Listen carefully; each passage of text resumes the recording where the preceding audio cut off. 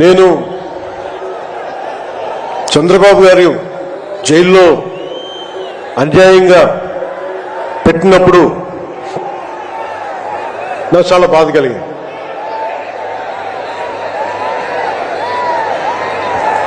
కష్టాలు చూసిన వాడిని, కష్టాలు దగ్గరగా పెద్దల నుంచి చిన్నప్పటి నుంచి చూసిన వాడిని, కష్టాలు అనుభవించిన వాడిని, ఓటమి వచ్చినప్పుడు ఒంటరితనం ఎలా ఉంటుందో తెలిసిన వాడిని, ముఖ్యంగా శ్రీ నారా చంద్రబాబు నాయుడు గారి కుటుంబ సభ్యులు వేదన అర్థం చేసుకున్నవాడిని,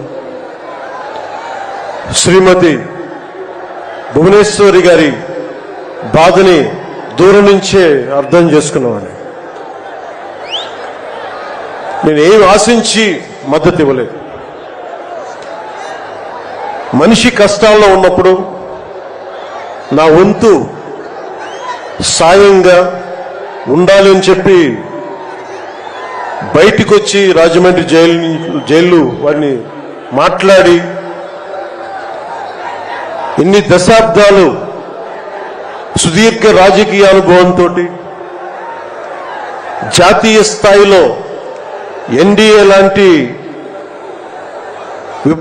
దీనికి పక్షానికి చాలా కీలకమైన బాధ్యతలు వహించిన వ్యక్తి ఆయన్ని జైల్లోకి అన్యాయంగా పెట్టడం చాలా చాలా బాధ కలిగించింది.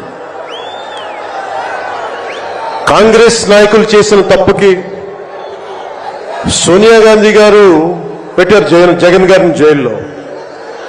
ఆ కక్ష చంద్రబాబు గారి మీద చూపించడం చాలా అవివేకం.